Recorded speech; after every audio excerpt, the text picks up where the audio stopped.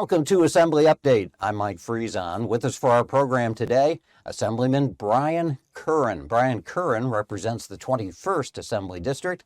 That includes parts of Nassau County, and we want to thank you folks on Long Island for joining us. Brian Curran, it is always a pleasure to have you here. There's a lot going on at the New York State Capitol. Just look up and down the hallways today. There's people everywhere. Hello, Michael. How you doing? Thank you for having me. Thank you. Let's get started with what is bringing people to Albany. We're knee-deep in budget talks. That is always a subject of conversation here at the state capitol in the month of March. There are some overriding issues, though, that I think we need to talk about. There's concern among members of the legislature about some of the things being proposed by Governor Kathy Hochul. Chief among them, some of her environmental bills, the green bills, the bills that say New York State needs to hit certain mandated limits on energy use and the types of energy, the directions the state's going in terms of gas use, oil use, and in particular electricity, and emissions. It's all about the emissions, right, and keeping the environment clean. She's got ideas that some legislators think maybe are a bit too much. Maybe they're a bit too aggressive in terms of what is realistic. Let's talk a little bit about that today. I know you're among those legislators that have some of those concerns. So, Mike, you're absolutely right. We're in the middle of budget negotiations with regards to this year's budget, and one of the issues that we previously spoke about was the lack of funding for schools back in Nassau County, with a cut in foundation aid to 17 school districts, with 10 of them receiving total less aid overall. But overriding all of those concerns with regards to school funding is transportation costs. And this naturally then brought up the issue, a future issue, but it's coming very quickly, is the Governor Hochul and the legislatures passing zero admissions back in, I believe it was 2020, which mandated that by 2035, every single school district had to have an electric fleet of buses. Now, that alone will cause problems with regards to any school district's finances, and we're going to get to that in a second. But you kind of touched on it.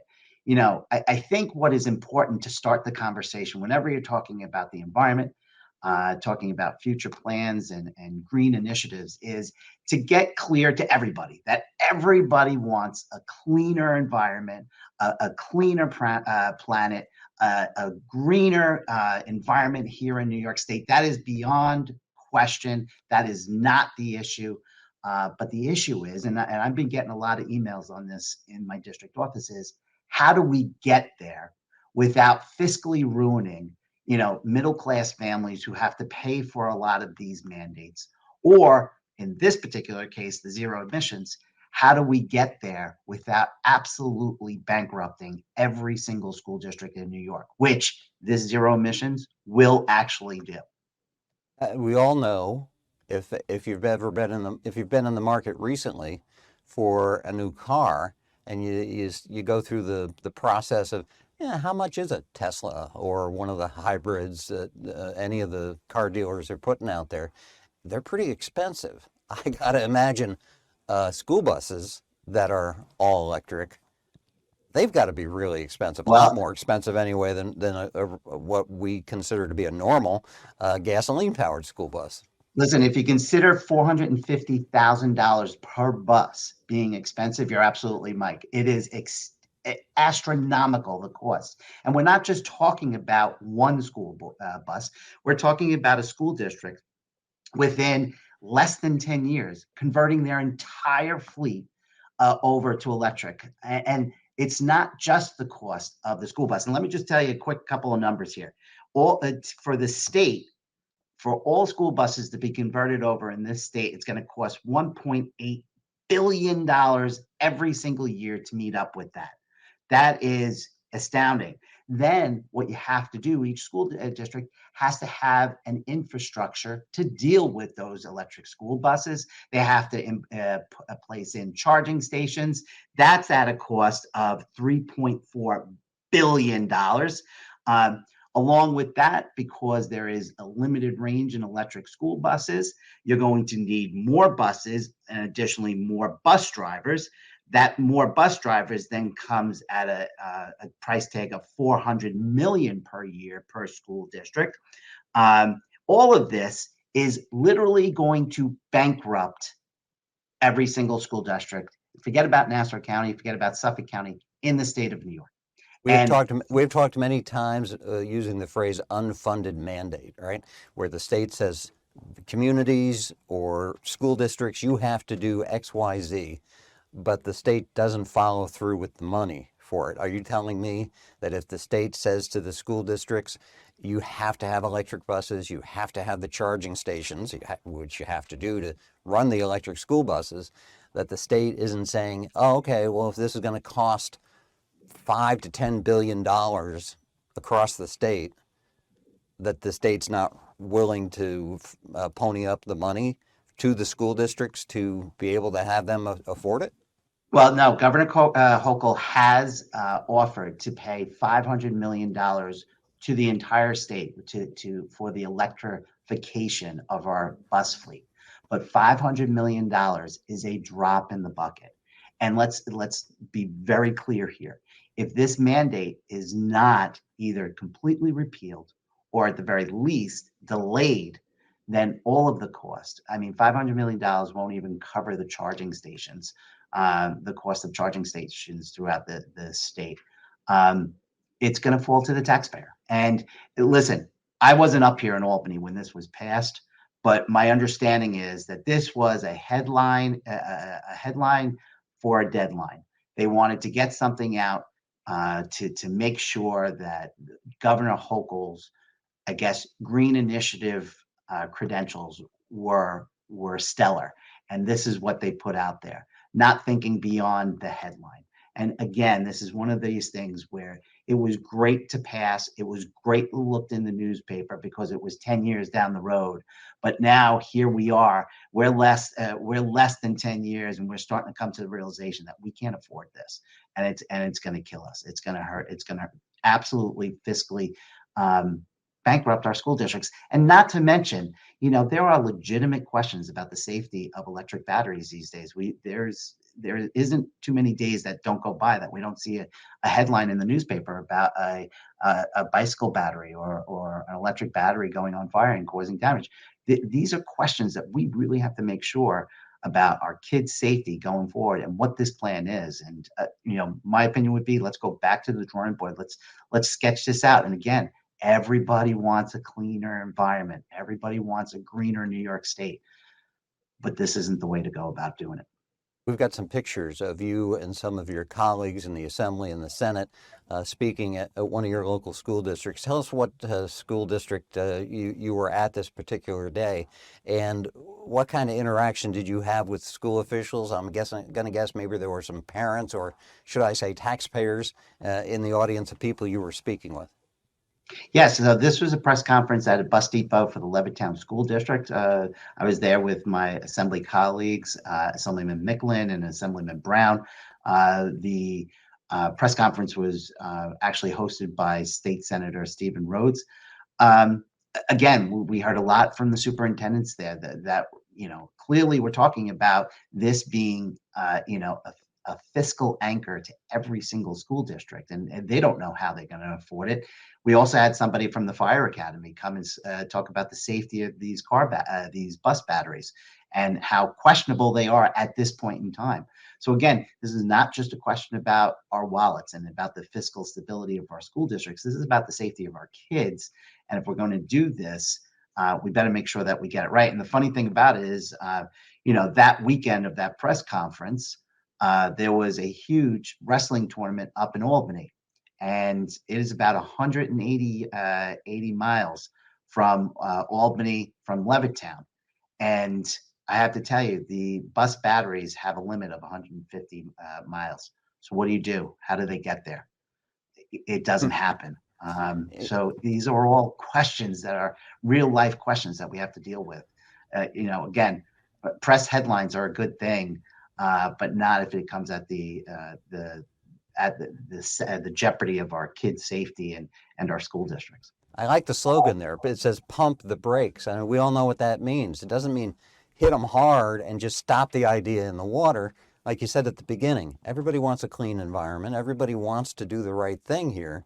But you got to be realistic. Expectations have got to be, be able to be realized and Right. for this to make any sense. And so it's like, let's maybe, slow things down a little bit until we can figure out, is this realistic? Can we actually achieve this without overspending, or just even worse, just throwing away money, right? Right. This is taxpayer dollars we're talking about here. We need to be responsible with it. Yeah, absolutely, Mike. You're 100%, 10% right. And like I said, we get hundreds to thousands of emails in our office every session.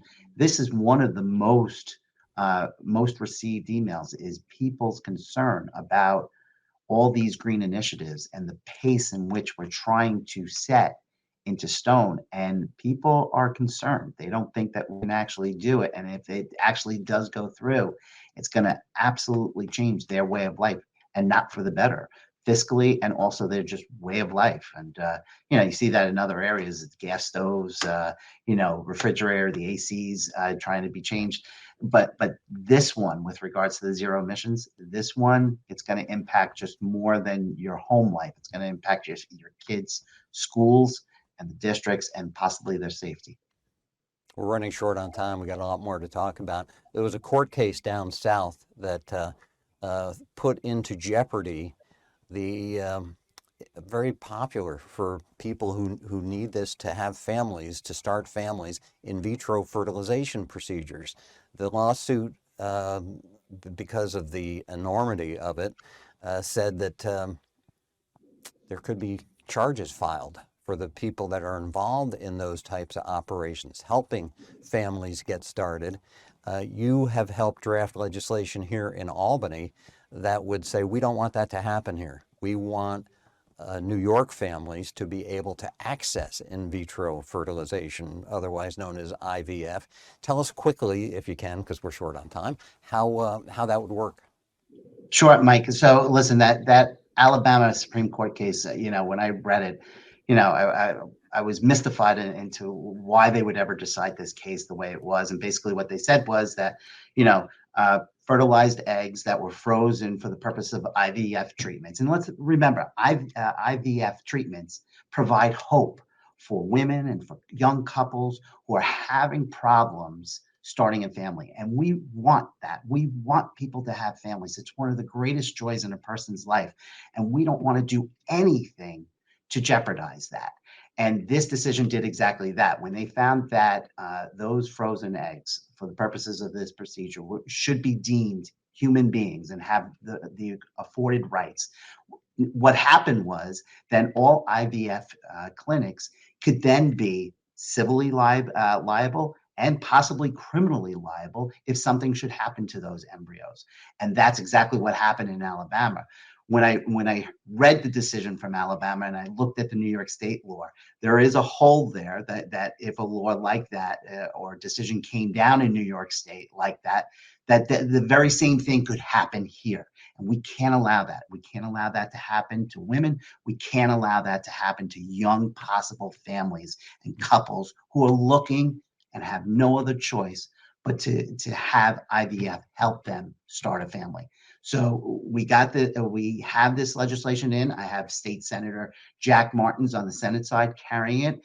And basically all it says is that for the purposes of frozen embryos for IVF treatments, do not fall within the legal definition of a human being under the public health law. And that will make sure that these treatments, that these clinics can go forward. And again, like I said, continue these treatments for couples and for women who want to start a family. And this is their only possible hope of doing so.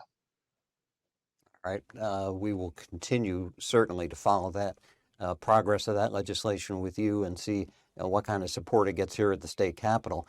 Just to round things up quickly today, you had an opportunity to spend some time with some of your favorite people, firefighters. This is the Baldwin Fire Department. Tell us about that event. Yeah, so we had 4 members of the Baldwin Fire Department, ex-chiefs and captains who were celebrating their 30 years of service, 30 years of keeping the Baldwin residents safe. So I was happy to be there with Town of Hempstead Councilwoman Laura Ryder, just to congratulate them, but also just to say thank you for 30 years of kicking away from the dinner table just to respond to every single call of their neighbor. Listen, they're 4 fantastic volunteers. And you had a very lively celebration, celebrating Dominican independence, Dominican Republic independence. Tell what? 159 years, Michael. 159 years.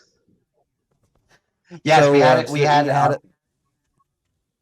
Yeah, we had our first Dominican Independence Day celebration, Heritage Night at the Limbrick Library. We honored 15 residents from Rothel Center, Baldwin, and Freeport who are of Dominican descent.